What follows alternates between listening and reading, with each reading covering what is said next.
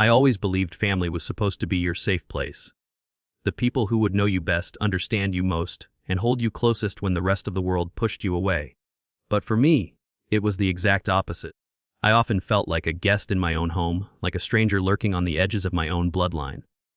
My words never carried weight, my opinions were brushed aside, and my presence seemed like an inconvenience rather than a blessing. It started small, in ways only I could feel at first. Dinner tables filled with laughter, conversations, and stories where I was never included. When I tried to join in, my voice was drowned out, my thoughts dismissed with polite but empty smiles. My siblings had inside jokes I was never a part of. My cousins exchanged glances, whispering secrets I would never know. And my parents, they treated me with a strange kind of coldness, as though I wasn't really theirs but someone they were obligated to feed and clothe. I remember one evening vividly. It was my mother's birthday. The entire family had gathered at our house. Uncles, aunts, cousins, even distant relatives who hadn't visited in years. The living room was alive with chatter, music, and the smell of rich food. I stood at the edge, holding a small gift I had spent weeks saving for. A necklace I thought my mother would love. But when I approached her, smiling, she barely looked at me. She took the gift from my hand, muttered a quick thank you, and placed it on the side table without even unwrapping it. Moments later she was laughing, opening another gift from my cousin, a silk scarf, and praising how thoughtful and beautiful it was. I stood there, invisible, my chest tightening as I forced a smile that burned like acid. That wasn't the only time. Birthdays, anniversaries, celebrations. Every event seemed to highlight how out of place I was. My siblings could do no wrong. They were praised for the smallest achievements, while I could break my back working, and it would go unnoticed. If I spoke up, I was called sensitive. If I pulled away, I was called distant. Slowly, I stopped expecting affection. I stopped reaching out. But deep inside, the sting never dulled. And yet, I had a secret. A truth that no one in my family had the faintest idea about. While they dismissed me as the quiet, odd one who never fit in, I had been building something of my own. Late nights in my room weren't just loneliness. They were hours of work, dedication, and ambition. I had carved out a life beyond their knowledge, a success they couldn't even imagine. But I kept it hidden, locked away, never flaunting it, never hinting at it. Because some part of me wanted to see. What would happen when the truth finally surfaced? Would they still treat me like a stranger? Or would their voices falter, their eyes widen, when they realized just who I had become? The breaking point came one summer afternoon. It was my father's retirement party. The house was once again filled with family, friends, and neighbors. Everyone was sharing stories of his career, toasting to his hard work, clapping and cheering. I sat quietly in the corner, watching, unnoticed as usual. When the speeches began, my siblings each stood up, one by one, talking about how much they admired him, how grateful they were. Then it was my turn. Or at least, I thought it was. I rose to speak, but my mother placed a firm hand on my arm. "No need, dear," she said quickly, smiling toward the crowd. "We'll let your brother finish up the speeches. He's better with words." The guests chuckled, and I sat back down, my face burning, my heart pounding. I felt small, insignificant, like I had been erased entirely. That night, lying in bed, I stared at the ceiling, my fists clenched. I realized something. I was done. Done being quiet. Done being invisible. Done being the stranger in my own bloodline. They thought they knew me. They thought they could dismiss me forever. But soon they would find out. Soon. They would know the secret I had carried all these years. And when they did, their laughter would falter. Their dismissive smiles would vanish, and their world would tilt in ways they never expected. Because I wasn't the helpless outsider they believed I was. I was far more than that. And the day of revelation was closer than they could ever imagine. The day of revelation came sooner than I had planned. It wasn't because I wanted it to. It was because circumstances forced my hand. It was a Sunday evening, the kind that stretched lazily into night, with everyone gathered in the living room. The television was on, a half-watched game humming in the background. My siblings sprawled across the couches, tossing jokes back and forth. My mother was knitting, my father sipping tea, the faint clink of his spoon against the cup cutting through the room's chatter. I was in my usual place, sitting in the corner armchair, quiet, unacknowledged. The conversation shifted, as it often did, to money. My older brother was talking about how difficult it was to manage his expenses now that his kids were growing. My sister chimed in about her plans to renovate her kitchen. Then my father sighed and said, "If only everyone in this family contributed a little more, things would be easier." I knew what was coming. The glance, the subtle tilt of his head in my direction. And there it was, his eyes meeting mine with that mix of expectation and disappointment. "You've been living under this roof for so long," my father said. Not unkindly, but with that edge of judgment that sliced deep. You should think about helping out more. Your siblings have responsibilities, and they still manage. My brother added with a smirk, yeah, don't just sit there like a guest. Family means sharing, pulling your weight. The room chuckled. I didn't. My hands tightened around the armrest of my chair, my pulse hammering. They thought I was broke. They thought I was useless. They had no idea that while they pitied me, I had built something they couldn't dream of. I took a deep breath. I do contribute, I said evenly. My sister scoffed. Contribute what? You barely do anything around here. The laughter that followed was sharp, cruel, like shards of glass being pushed into my skin. That was the moment I decided. Enough pretending. Enough hiding. I stood slowly, and the room grew quieter, the shift in my demeanor pulling their attention. I looked at each of them. My parents, my siblings, the people who had treated me like a shadow all my life. And I said, you think I'm nothing. You've always treated me like I don't belong. But the truth is, I've been carrying more than you'll ever know. They blinked, confused, maybe even amused. My father frowned. What are you talking about? I walked to the cabinet by the wall, pulled open a drawer, and retrieved a folder I had kept hidden for months. It was filled with documents, bank statements, and letters. I placed it on the coffee table with a quiet thud. See for yourselves, I said. My brother snorted but leaned over and pulled the papers out. His laughter died almost instantly. His eyes widened as he scanned the numbers, the accounts, the figures that spoke louder than any words I could say.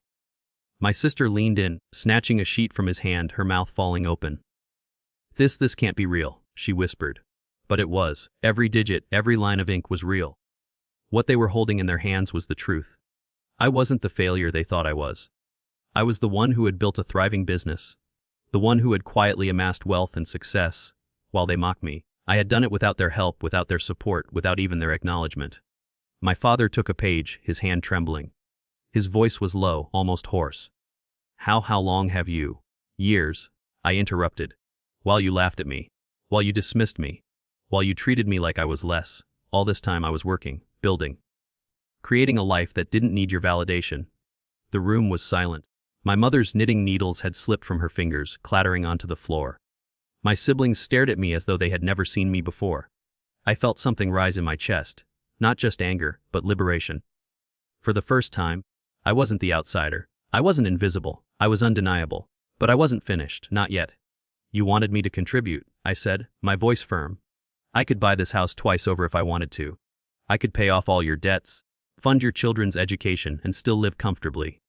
But the truth is, family isn't about money. It's about respect. And none of you ever gave me that. My words hung in the air like a storm cloud ready to break. And as I looked at their stunned faces, I realized this was only the beginning. The secret was out, but the real reckoning was yet to come.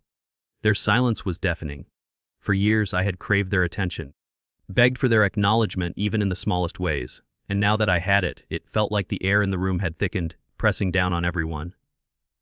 My brother, the one who had mocked me the loudest, finally spoke, his voice brittle. So all this time, you were sitting on money while we struggled. I almost laughed, though the bitterness in me kept it from escaping. Struggled? You mean the vacations you took every summer? The brand new car you bragged about?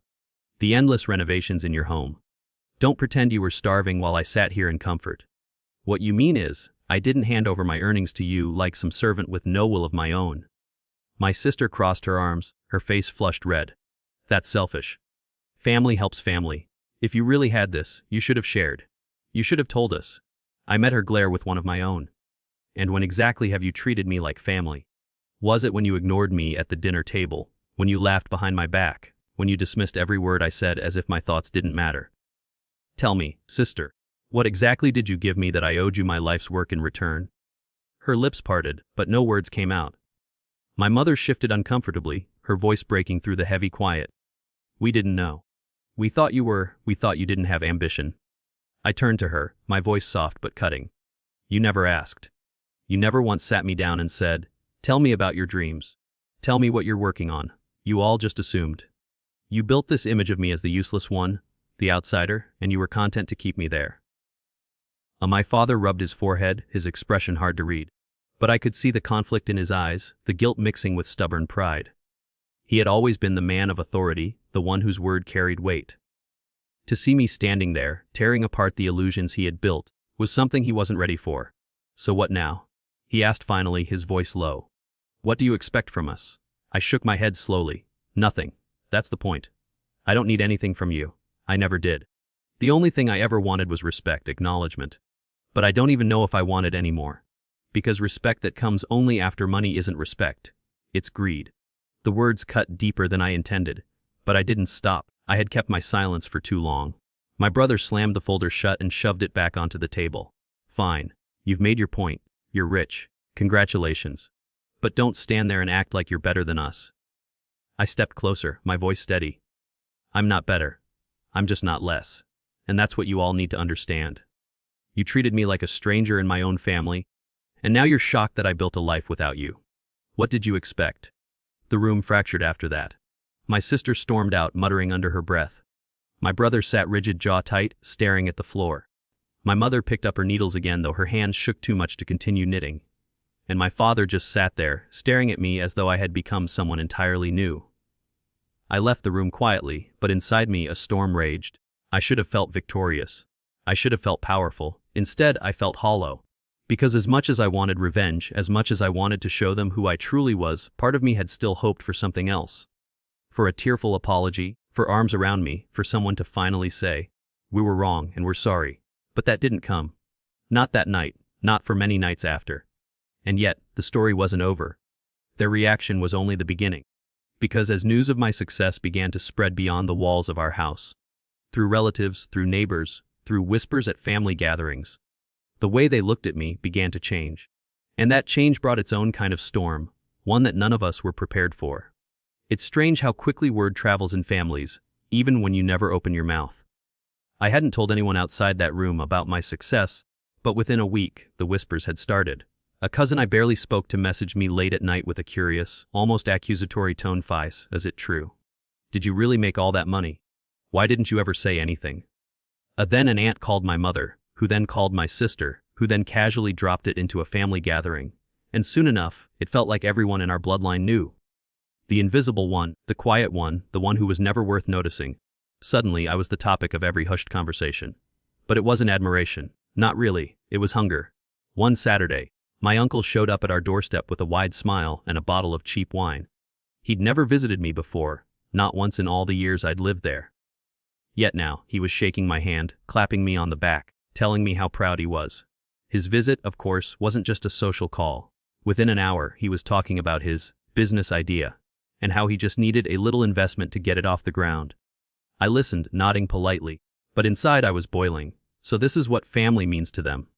Not love. Not connection, just money. And it didn't stop there. Cousins I hadn't spoken to in years suddenly remembered my number. They invited me to weddings, birthday parties, christenings, events I had been forgotten from before. But each invitation carried the same hidden question: what can you do for me? Even my siblings shifted. My brother, once dismissive and mocking, started speaking to me with forced politeness, as if he were trying on new shoes that didn't quite fit.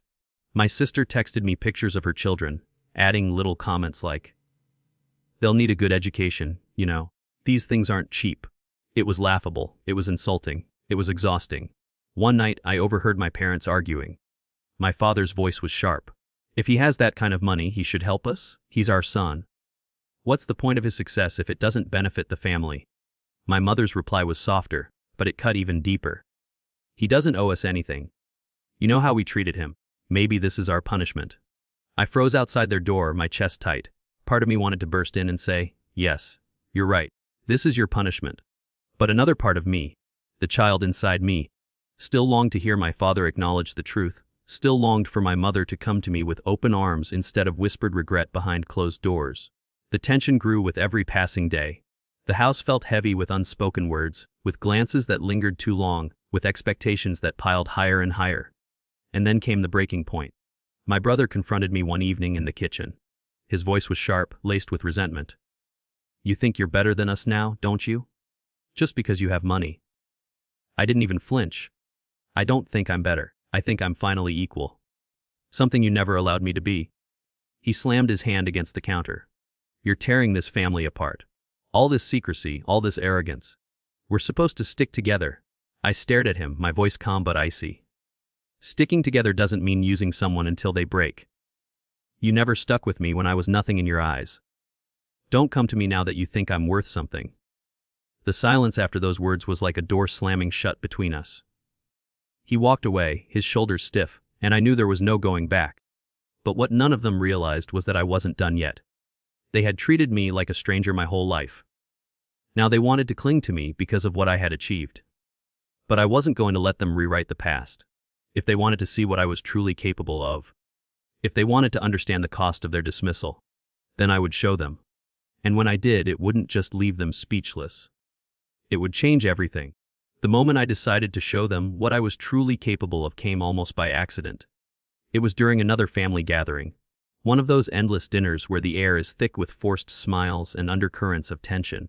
My father had invited relatives from out of town, and the house was buzzing with voices, laughter that felt staged, and the clinking of cutlery against porcelain.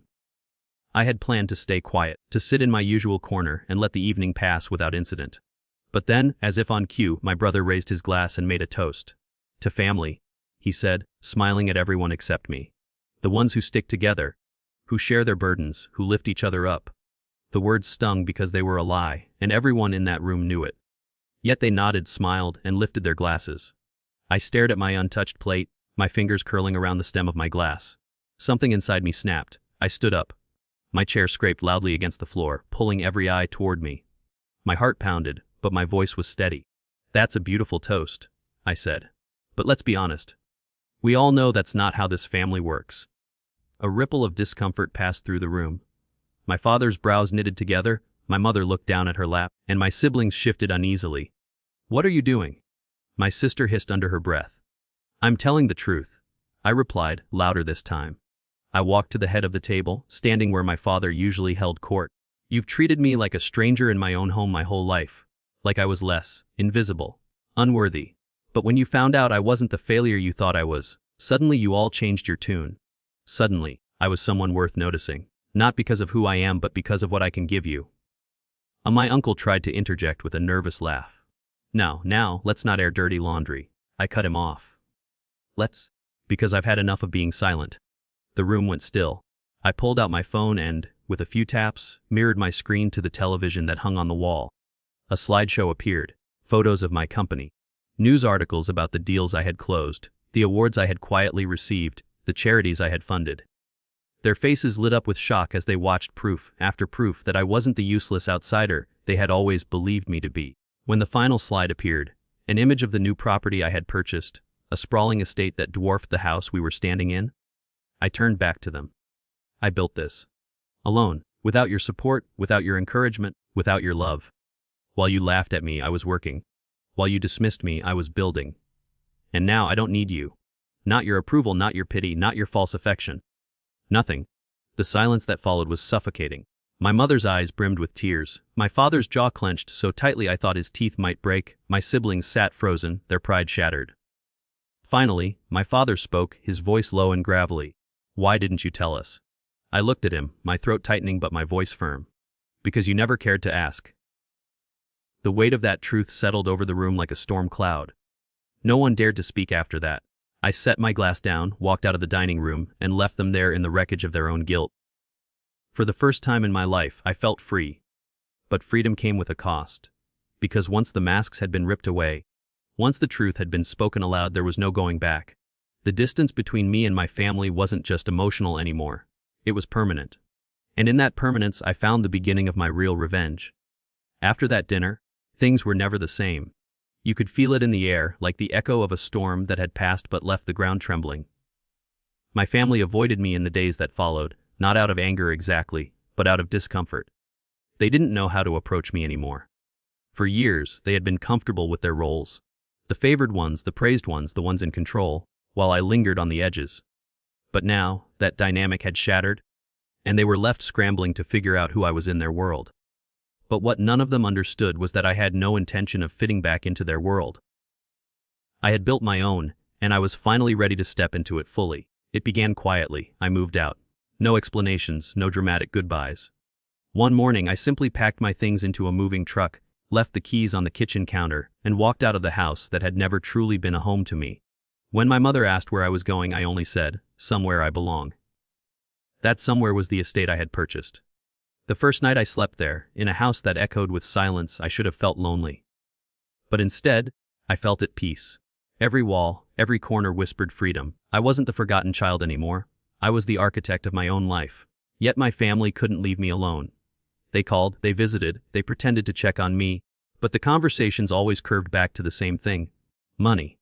My sister spoke of her children's education, my brother complained about his mortgage, my parents hinted at their medical bills. Their voices were drenched in need, in expectation, as if I were their safety net now. One afternoon my brother came over unannounced. He stood in my gleaming living room looking both awed and resentful. "You have more than you'll ever need," he said. "Why not help us? We're family." I stared at him, the bitterness in me sharp. Family? Tell me, brother, when was I your family? When you mocked me at the table, when you excluded me from your life, or only now, when I have something you want? He shifted, his face hardening. "So this is revenge? Punishing us for not giving you enough attention when we were kids?" I laughed, though it was hollow. "No, this isn't revenge. This is reality. You treated me like a stranger, and now I'm returning the favor." His words faltered. He left soon after, but the message had been delivered. Over time, I stopped answering their calls. I stopped attending family gatherings. The cousins' invitations dwindled, the uncles stopped pitching their brilliant ideas, and the house that had once been filled with their noise remained silent. At first, I thought the silence would hurt, but it didn't. It healed.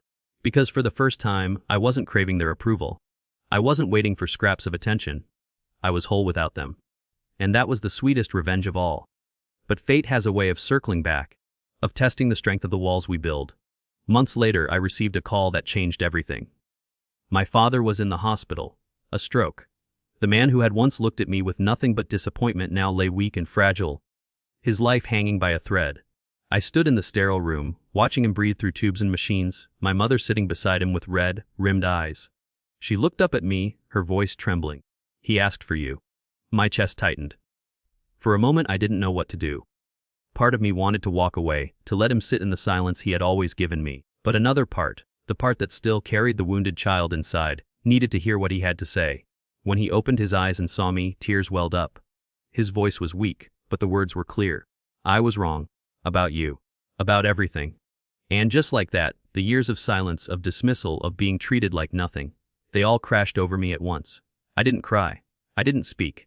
I simply sat there holding his hand, realizing that my revenge had never been about proving I was better. It was about proving I was never less. The weight of his hand in mine was heavier than I ever imagined. My father, the man whose approval I had chased all my life, whose cold eyes had carved holes in my confidence, now lay there fragile, humbled, and regretful. For years I had fantasized about this moment, him realizing he was wrong, him acknowledging my worth. But standing there in that hospital room, I realized something. It didn't feel like triumph. It felt like loss. Because no amount of regret could give me back the childhood I had lost, the nights I had spent alone, the countless moments when all I wanted was a kind word from the people who should have loved me most. His apology, though sincere, was too late to heal the wounds. But it was enough to close them. I leaned forward, my voice low but steady. "You don't have to say anything more, I know now. And I forgive you." His tears slid down his cheeks, and for the first time, I saw my father not as the imposing man who had cast me aside, but as a flawed human being. One who had failed me, but one I could finally let go of. In the weeks that followed, I stayed distant from my family, but not with bitterness anymore. Something had shifted inside me. I wasn't chasing their respect, and I wasn't punishing them either. I had built a life of my own, a life that no longer revolved around their approval or their neglect. When my father eventually passed, the house was filled with relatives again. The same voices, the same faces, the same undercurrent of judgment and gossip. But I was different. I didn't sit in the corner this time. I stood tall, greeted people with calm confidence, and when they looked at me, they no longer saw the outsider. They saw someone who didn't need them to survive, someone who had risen despite everything. And yet, I didn't flaunt my success. I didn't speak of money, of businesses, of estates, because the real revenge wasn't in making them feel small. It was in showing them that I was whole without them, that their dismissal hadn't broken me, but forged me into something stronger. At the end of the funeral, as the last guests were leaving, my mother came to me. Her eyes were tired, her voice soft. "You've changed," she said. I nodded. I had to. She hesitated, then whispered, "I'm sorry. For everything." I looked at her for a long moment, and then I smiled, not bitterly, not triumphantly, but gently. I know, and with that, I walked away, not as the forgotten child, not as the stranger in my own family, but as someone who had reclaimed their story. Because the truth is, the sweetest revenge isn't in making others suffer. It's in rising above the pain they gave you, in becoming someone they can never ignore again. And I had done exactly that. The stranger they once overlooked was gone. In their place stood someone unshakable, someone free, someone who no longer needed a family to know their own worth. And that, more than anything else, was the ending I had always deserved.